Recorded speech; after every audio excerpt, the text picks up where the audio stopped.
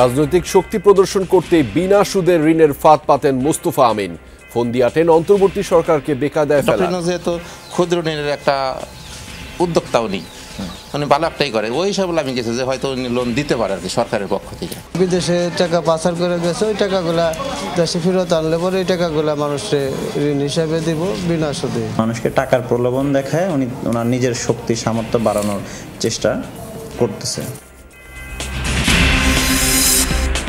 টঙ্গীর তুরাগ তীরে চলছে মাওলানা জুবায়ের অনুসারীদের জোর ইজতেমা। আম্বায়নের শুরু আনুষ্ঠানিকতা, চলবে 5 দিন।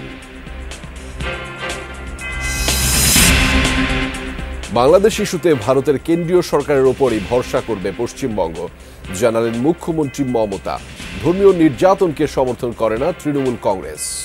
আমরা এক্সটার্নাল অ্যাফেয়ার্স পলিসির ব্যাপারে তৃণমূল কংগ্রেসের স্ট্যান্ড হচ্ছে যে যখনই গভর্নমেন্টে থাকুক না কেন আমরা গভর্নমেন্টের স্ট্যান্ডটাকে সাপোর্ট করি।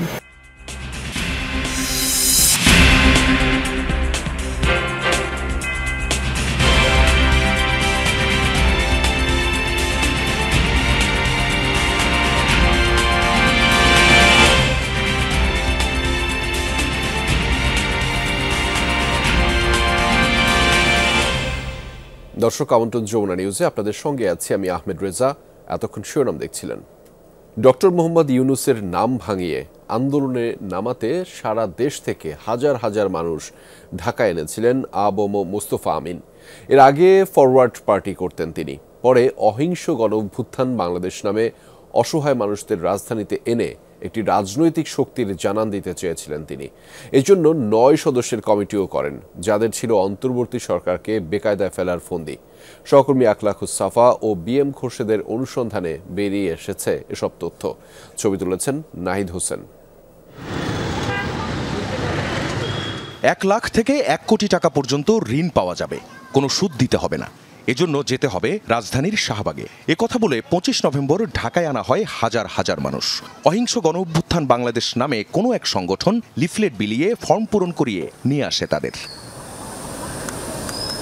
স্থানীয় পর্যায়ে কে বা কারা সংগঠিত করেছিল তাদের, এর খোঁজ নিতে আমরা মানিকগঞ্জের পথে।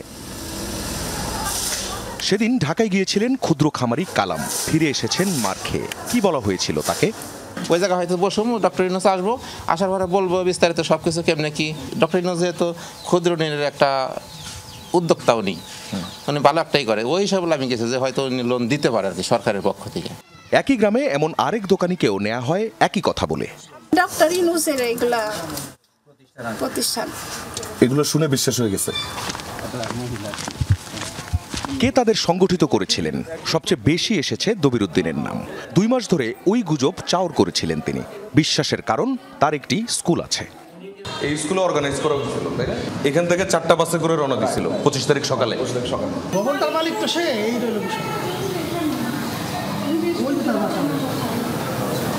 এই জন্য নামটা স্কুলে চলে আসে। প্রায় 200 নারী পুরুষকে ঢাকায় নিয়ে যান দবির। এর আগে ফর্ম পূরণ করান। দবির এ চক্রে আসেন নাসিমার মাধ্যমে। সে বীমাকর্মী। গ্রামের দরিদ্র নারীদের সাথে সখ্যতা তার। তাছাড়া এনজিও পরিচয়ের কারণে অনেকেই ডক্টর ইউনূসের নামে ছড়ানো গুজব বিশ্বাসও করে ফেলেন। বিদেশে টাকা পাচার করে গেছে, ওই টাকাগুলা দেশে ফেরত আনলে পরে ওই টাকাগুলা মানুষকে ঋণ হিসাবে দিব বিনা সুদে। ডক্টর ইউনূসের নাম বলছে, এর জন্য ওই বিশ্বাসটা হয়ে গেছে যে আসলেই হইতে পারে এরকম। এনজিও আছে একটা, যাচাই করার কোনো সুযোগ পায় নাই। ওনার সাথে কথা হয়েছে, বলছে 25 তারিখে আমার ঢাকা যেতে। সিংগাইর উপজেলা থেকে ঢাকার উদ্দেশ্যে যায় আরও 4টি বাস। সেখানে তাদের সংগঠিত করে জোহরা বেগম, সাইফুল ইসলাম, দেলোয়ার হোসেন নামে 3 জন। সেখানেও গল্পটা ছড়ান একই রকম। ঢাকার বাইরে বিভিন্ন জেলা থেকে এভাবেই হাজার হাজার মানুষ জড়ো করতে চেয়েছিলেন মোস্তফা আমিন। প্রশ্ন হচ্ছে, কে এই ব্যক্তি? 2022-এর নভেম্বর পর্যন্ত তাকে পাওয়া যায় ফরওয়ার্ড পার্টির ব্যানারে। আহ্বায়ক ছিলেন তিনি। রাজনৈতিক কোনো শক্তি হতে পারেনি সে পার্টি। মাঝের সময়টায় কোনো খোঁজ ছিল না। 5 আগস্টের পর ধানমন্ডিতে অফিস নেন বেনামে। তখন থেকেই শুরু ঋণের নামে আন্দোলনের ফাঁদ। গ্রামের মানুষ তো দেখি বোঝা যায় ওনারা কেমন আসে, তো জিজ্ঞেস করি আন্টি আপনি কেন আসছেন বা ঋণ কি পাইছেন কিনা। তো আমি এমন কাউকে পাইনি যে সে ঋণ পাইছে। 25 নভেম্বরকে সামনে রেখে 9 সদস্যের কমিটি করা হয়েছিল। আহ্বায়ক মোস্তফা আমিন, সদস্য সচিব আবুল বাশার ছাড়া বাকি সবাই সমর্থক। 18 আগস্ট শাহবাগে আরেকটি সমাবেশ করেছিল তারা। 30 আগস্ট সমাবেশ করে চাঁদপুরে। আর 11 নভেম্বর নওগাঁয় বিনা সুদে 1 কোটি টাকা পর্যন্ত ঋণ বিতরণ হবে বলে সদস্য সংগ্রহ করছিল তারা। 25 নভেম্বর আটক করা হয় মোস্তফা আমিন সহ 19 জনকে। কি পাওয়া গেল প্রাথমিক তদন্তে? বিনা সুদে পুঁজি নিব, তো তার মানে কি দাঁড়াচ্ছে যে মানুষকে টাকার প্রলোভন দেখায় উনি ওনার নিজের শক্তি সামর্থ্য বাড়ানোর চেষ্টা করতেছে। মানে উনি কিন্তু ওনার ফরওয়ার্ড পার্টিতে কিন্তু উনি সফল হতে পারে নাই, কারণ ওইখানে হয়তো পাবলিক সমর্থনটা ওইভাবে পাওয়া যায়নি। স্থানীয় পর্যায়ে এতদিন ধরে ঋণের ফাঁদের এ খবর কেন আগে থেকে টের পেল না পুলিশ, জানতে চাই মানিকগঞ্জের পুলিশ সুপারের কাছে। সম্পূর্ণভাবে না আসলেও বিভিন্নভাবে বিভিন্ন সোর্সে তথ্যগুলো আসছে, কিন্তু অর্গানাইজ আকারে হয়তো বা ছিল না। পুলিশ জানায় এ নিয়ে আরো গভীর তদন্ত চলছে। বারবার রাজনৈতিক শক্তি হতে চেয়েও না পেরে এবার এ সুযোগটা নিতে চেয়েছিলেন এই মোস্তফা আমিন সহ অন্যান্যরা। শেষমেশ আশায় গুড়ে বালি। আখলাকুস সাফা, যমুনা নিউজ, ঢাকা। বহিষ্কৃত চিন্ময় কৃষ্ণ দাস সহ ইসকন বাংলাদেশের আরও 16 সদস্যের ব্যাংক অ্যাকাউন্ট জব্দ করা হয়েছে। বৃহস্পতিবার রাতে দেশের ব্যাংক এবং আর্থিক প্রতিষ্ঠানের কাছে সংক্রান্ত নির্দেশনা পাঠিয়েছে বাংলাদেশ ব্যাংকের আর্থিক গোয়েন্দা সংস্থা বাংলাদেশ ফাইন্যান্সিয়াল ইন্টেলিজেন্স ইউনিট বা BFIU। চিঠিতে বলা হয়েছে জব্দকৃত অ্যাকাউন্টধারীদের নামে ব্যক্তি মালিকানাধীন ব্যবসায়িক প্রতিষ্ঠানের কার্যক্রম স্থগিত থাকবে। আগামী 30 দিন এসব হিসেবে কোনো ধরনের লেনদেন করা যাবে না। প্রয়োজনে লেনদেন স্থগিত করার সময়সীমা বাড়ানো হবে। সেই ক্ষেত্রে মানি লন্ডারিং প্রতিরোধ বিধিমালার সংশ্লিষ্ট ধারা প্রযোজ্য হবে, এমনটা বলা হয়েছে BFIUর চিঠিতে। ব্যাংক অ্যাকাউন্ট স্থগিত করা ব্যক্তিদের নাম, জাতীয় পরিচয়পত্রের তথ্যেও চিঠিতে দেয়া হয়েছে। নির্দেশনায় আরও বলা হয়েছে যেসব অ্যাকাউন্ট স্থগিত করা হয়েছে তাদের হিসেব খোলার ফর্ম, KYC ও লেনদেন বিবরণীর তথ্য আগামী 2 কার্যদিবসের মধ্যে BFIU-তে পাঠাতে হবে। সংখ্যালঘু নির্যাতন ইস্যুতে মতবিনিময় সভায় আন্তর্জাতিক কৃষ্ণ ভাবনা মৃত সংঘ ইসকনের সাথে পূজা উদযাপন পরিষদ এবং হিন্দু বৌদ্ধ খ্রিস্টান ঐক্য পরিষদের নেতাদের বাগবিতণ্ডা ও হইচই নিয়ে তোলপাড় এখন রংপুর। ইসকন নেতাদের দাবি, রংপুরে ঘটেছে সংখ্যালঘু নির্যাতনের ঘটনা। বাকি 2 সংগঠন বলছে জেলায় ঘটেনি এমন অনভিপ্রেত কিছুই। ইসকন হিন্দু সম্প্রদায়ের প্রতিনিধি নয় বলেও জানিয়েছেন তারা। এই দৃশ্য বৃহস্পতিবার রংপুর পুলিশ সুপার কার্যালয়ের কনফারেন্স রুমের। দেশের সাম্প্রতিক পরিস্থিতি নিয়ে বিশেষ মতবিনিময় সভার আয়োজন করেন পুলিশ সুপার। সেখানে যোগ দেন পূজা উদযাপন পরিষদ, হিন্দু বৌদ্ধ খ্রিস্টান ঐক্য পরিষদ, ইসকন, BNP, জামায়াত, বিভিন্ন মসজিদের ইমাম এবং বৈষম্য বিরোধী ছাত্র আন্দোলনের নেতারা। এ সময় ইসকনের 2 নেতা রংপুরে সংখ্যালঘুদের ওপর নির্যাতন হচ্ছে অভিযোগ করলে প্রতিবাদ জানান পূজা উদযাপন পরিষদ এবং হিন্দু বৌদ্ধ খ্রিস্টান ঐক্য পরিষদের নেতারা। তারা দাবি করেন রংপুরে সংখ্যালঘু নির্যাতনের কোনো ঘটনা ঘটেনি। ইসকনকে তারা হিন্দু সম্প্রদায়ের প্রতিনিধি মনে করেন না। এ নিয়েই শুরু হয় তুমুল হট্টগোল, পাল্টাপাল্টি, বাকবিতণ্ডা। উত্তপ্ত হয়ে ওঠে কনফারেন্স রুম। ইসকন কোনোদিন কোনো পৃথিবীতে কোনো রকম উস্কানিমূলক কথাবার্তা আসলে কোনোখানে বলেন নাই। রংপুরের অঞ্চলে কোনো সাম্প্রদায়িক কোনো সহিংসতা, কোনো হামলা, লুটপাট, ধর্ষণ, নিপীড়ন ঘটে না। সভায় বৈষম্য বিরোধী ছাত্র আন্দোলন নেতারা বলেন সংখ্যালঘুরা ভারত প্রীতি বন্ধ না করলে সমস্যার সমাধান হবে না। আর BNP জামাত নেতারা অভিযোগ করেন পতিত ফেসিবাদীরা ইসকনকে দিয়ে নৈরাজ্য সৃষ্টির চেষ্টা করছে, তারা সফল হবে না। আপনাদের মধ্যে কেন যদি একটু ভারত প্রীতি লক্ষ্য করা যায়, আমরা যদি ভারত প্রীতি থেকে বের হয়ে আসতে না পারি তাহলে আমাদের এই দ্বিধাদ্বন্দ্ব থাকতেই পারে। একটা নৈরাজ্য সৃষ্টি করার জন্যই বিভিন্ন সংগঠন এবং মূলত ইসকন সহ যারা বাংলাদেশে বিভিন্ন নৈরাজ্য সৃষ্টি করার চেষ্টা করছে। হিন্দুদের নামও আমাদের বাড়িতে এখনো আসে, আমাদের সেমাই রুটি হিন্দুরা খায়, এখানে সম্প্রীতির কোনো ঘাটতি নাই। সভায় দেশের স্বাধীনতা, সার্বভৌমত্ব ও সাম্প্রদায়িক সম্প্রীতি সুরক্ষা এবং 24-এর গণ অভ্যুত্থানের আকাঙ্ক্ষা পূরণে গণমাধ্যমগুলোকে বস্তুনিষ্ঠ ও দায়িত্বশীল ভূমিকা রাখার আহ্বান জানান পুলিশ সুপার। সাধারণ মানুষের মনস্তত্ত্ব যেটা, এটা মানুষকে মিসলিড করতেছে। বাংলাদেশের অনেক মানুষ হেডলাইন পড়ে আর বাকিটা পড়ে না, শিরোনাম দেখেই তারা মনে করে এটাই পুরো সংবাদ। মতবিনিময় সভা শেষে কনফারেন্স রুম থেকে বের হওয়ার পর পুলিশ সুপার কার্যালয় চত্বরে আবারও দ্বিতীয় দফায় বাগবিতণ্ডায় জড়ান ইসকন ও হিন্দু নেতারা। ঘটনাটি এখন talk of the Rangpur. Sarkar Majharul Mannan, Jamuna news, Rangpur. পটুয়াখালীর বাউফলে বিদ্যালয়ের ছাদে বিদ্যুৎ স্পৃষ্ট হয়ে শিক্ষার্থী বেল্লাল হোসেনের মৃত্যুর ঘটনায় 6 মাস পর আদালতের নির্দেশে মামলা হয়েছে। বৃহস্পতিবার মামলার পর পিবিআইকে ঘটনা তদন্তের নির্দেশনা দিয়েছে আদালত। আসামি করা হয়েছে কালাইয়া মাধ্যমিক বিদ্যালয়ের প্রধান শিক্ষক ফেরদৌসী শিরিন, 2 সহকারী শিক্ষক জাহাঙ্গীর হোসেন এবং সুলতান আহমেদ সহ 5 জনকে।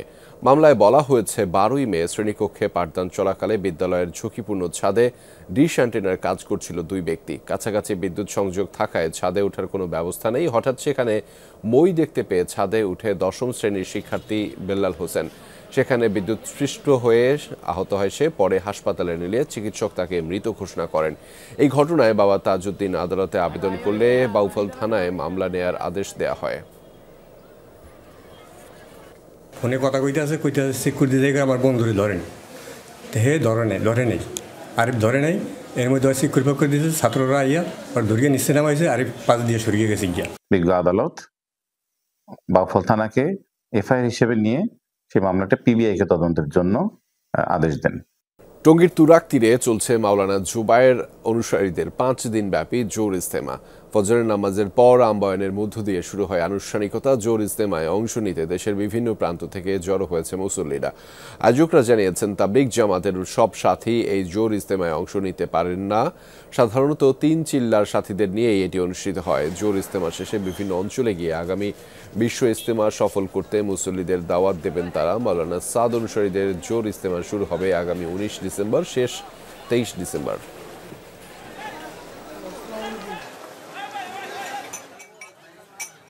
পাঁচ দিনের জোরের মূল কার্যক্রম হইল যাতে সমস্ত বাংলাদেশের না সমস্ত মানুষ দিনের উপরে উঠতে পারে, কিভাবে দুনিয়াতেও চলতে পারি এবং আখেরাতে চিরস্থায়ী নাজাত পাইতে পারি, এই মাকসাদ নিয়ে আমরা এখানে একত্র হয়েছি। যারা 3 চিল্লা 1 সাল আগে পূর্বে সময় লাগিয়েছে তারা আসছে এবং যারা আল্লাহর রাস্তায় সময় লাগাবে এখানে তারা একত্র হয়েছে।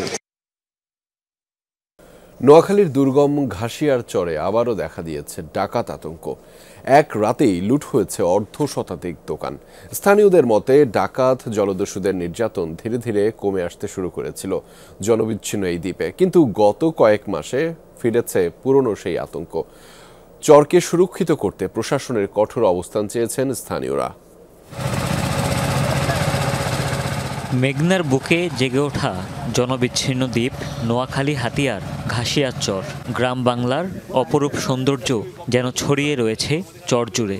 সরকারিভাবে সুযোগ সুবিধা নিশ্চিত না হলেও সামাজিকতা কিংবা নিজেদের মধ্যে একতাবদ্ধে বেশ শান্তিতেই থাকেন চরের মানুষ। তবে উদ্বেগ বা উৎকণ্ঠাও আছে। এর মাঝে যুক্ত হয়েছে ডাকাত আতঙ্ক। চরে জনবসতির গোড়াপত্তন মাত্র 8 বছর আগে। প্রথম দিকে ডাকাত আর জলদস্যুর নির্যাতন পেছনে ফেলে শান্তি প্রতিষ্ঠা করে চরবাসী, কিন্তু গত কমাসে আবারও পুরনো আতঙ্কের হানা। সবশেষ গেল 24 নভেম্বর ঘাসিয়ার চরে হামলা চালায় ডাকাত দল। লুট করে 3টি বাজারের 1/2 শতাধিক দোকানপাট, গৃহস্থের গরু ধান থেকে শুরু করে গৃহিণীর স্বর্ণালঙ্কার। 1-1.5 কোটি টাকার মাল নিয়ে গেছে এবং মহিষ, গরু, ছাগল এগুলা অনেকগুলা নিয়ে গেছে এবং অনেকগুলো এখানে রান্না করেও খাইছে। টাঙ্গি থেকে বাবলু ডাকাত, তারপরে মামুন ডাকাত, তারপরে আব্দুরব ডাকাত এগুলা সবগুলা ভাঙচুর করে নিয়ে গেছে। বাঘা দেখছি, বড় ভাগা একটা দেখছি আর ছোট অস্ত্র লাগে কেন দেখছি। আমার পরিবারের ফিরছে, আমার ছেলেরে ফিরছে, আমার নাতি দুগা আছে, নাতি দুটারে ফিরছে। রাতভর লুটপাট শেষে 8টি ফিশিং ট্রলারে মালামাল সমেত পালিয়ে যায় ডাকাত দল। চরবাসীর অভিযোগ, জনপদকে সুরক্ষিত করতে তেমন কোনো গরজ নেই প্রশাসনের। এখন ডাকাতের হামলা আমাদের টাকা পয়সা যা কিছু আছে ইত্যাদি মালগুলো সবগুলো 8টা বোট মজা লেগে গেছে। আমরা কোন সময় আবার হামলা করি বসে, আমরা এখন পুরোপুরি আতঙ্ক, আমরা নিরাপত্তা চাই। খুব নিরাপত্তার অভাব, আমাদের এখানে পুলিশ পাড়ি একটা দরকার। নদীপথ ব্যবহার করেই মূলত এসব ডাকাতির ঘটনা ঘটে। ডাকাত নির্মূলে নিজেদের অপারগতার কথা জানায় কোস্টগার্ড। বিষয়টা হচ্ছে কি, এখানে কোস্টগার্ডের লোকের থেকে হচ্ছে আপনার ওরা অতিরিক্ত চালাক। এখানে আপনাদের ওদের বাই সিকোয়েন্সে লোক সাজানো আছে, একটা অপারেশনে যাব তার আগে ইনফরমেশন লিক হয়ে যায়। চরবাসী জানায় বেশ কয়েকটি ডাকাতির ঘটনা ঘটলেও যোগাযোগ দুরূহ হওয়ায় থানায় মামলা হয়েছে কেবল একটি। হুমায়ুন রশিদ, যমুনা নিউজ। বগুড়া শহরের চারমাথা এলাকায় নিখোঁজের পর দিন 4 বছর বয়সী শিশুর বস্তাবন্দি মরদেহ প্রতিবেশীর বাসা থেকে উদ্ধার করেছে পুলিশ। এ বিষয়ে আরও জানাতে যুক্ত রয়েছেন সহকর্মী মেহেরুল সুজন। তার মাধ্যমে জানাবো সেই ঘটনার বিস্তারিত। মেহেরুল সুজন, আপনি নিশ্চয়ই শুনতে পাচ্ছেন।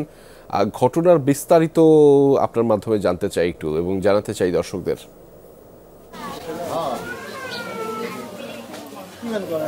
রিজা, একেবারেই হৃদয় বিদারক একটি ঘটনা। বগুড়া শহরের চারমাথা নিশিন্দারা ধমকপাড়া এলাকার এই এলাকাটিতে কিন্তু গতকাল এই সময় থেকে অর্থাৎ 11টার পর থেকে কিন্তু শিশু মাহাদিকে 4 থেকে 4.5 বছর বয়সী শিশুটিকে খুঁজে পাচ্ছিলেন না পরিবারের সদস্যরা, এবং তারা কিন্তু দিনভর খুঁজেছেন।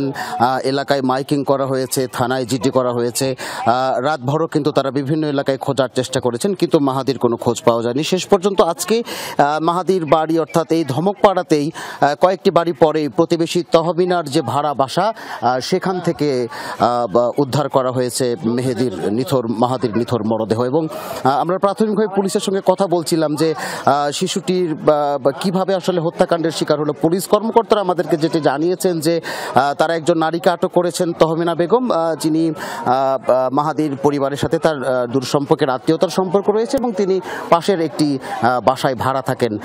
তার বাসার ভেতর থেকে কিন্তু মাহাদির মরদেহটি উদ্ধার করা হয়েছে এবং সেখানে একটি চিরকুটও পাওয়া গেছে। সেখানে তিনি একটা কাগজে লিখে রেখেছেন যে সন্তানকে জীবিত ফেরত চাইলে 5 লাখ টাকা 2 দিনের মধ্যে দিতে হবে। যদিও পরবর্তীতে এখানে যারা প্রতিবেশী রয়েছেন তারা যখন আজকে ভোরবেলা তারা কিন্তু টের পান যে এই তাহবিনা একেবারেই ফজরের নামাজের আগে তিনি বাসা থেকে বের হয়ে যাওয়ার চেষ্টা করছেন বা কোনো কিছু নিয়ে তিনি পালিয়ে যাওয়ার চেষ্টা করছেন। পরবর্তীতে কিন্তু তাকে লোকজন ধাওয়া করে তাকে আটক করে সেই খবরাখবর আপনার মাধ্যমে জানছিলাম। ধন্যবাদ মেহেরুল সুজন আমাদের সাথে যুক্ত হওয়ার জন্য। আপনার মাধ্যমে সেই ঘটনার বিস্তারিত জানছিলাম। বাংলাদেশ নিয়ে যে কোনো ইস্যুতে ভারতের কেন্দ্রীয় সরকারের সিদ্ধান্তকে সমর্থন দেবে পশ্চিমবঙ্গ। বৃহস্পতিবার নিজেদের এই অবস্থানের কথা জানিয়েছেন রাজ্যের মুখ্যমন্ত্রী মমতা ব্যানার্জি। বলেছেন, বিশ্বের কোথাও কোনো ধর্মের মানুষের উপর নির্যাতনকে সমর্থন করে না তৃণমূল কংগ্রেস। আমরা আলাদা দেশ, বাংলাদেশ আলাদা দেশ। এটা ইন্ডিয়া গভর্নমেন্ট বাংলাদেশ গভর্নমেন্টের সাথে কথা বলতে পারে, বলে অ্যাকশন নিতে পারে। আমরা এটুকু বলতে পারি যে আমরা এক্সটার্নাল অ্যাফেয়ার্স পলিসির ব্যাপারে তৃণমূল কংগ্রেসের স্ট্যান্ড হচ্ছে যে যখনই গভর্নমেন্টে থাকুক না কেন আমরা গভর্নমেন্টের স্ট্যান্ডটাকে সাপোর্ট করি। দর্শক, এই ছিল যমুনা নিউজে।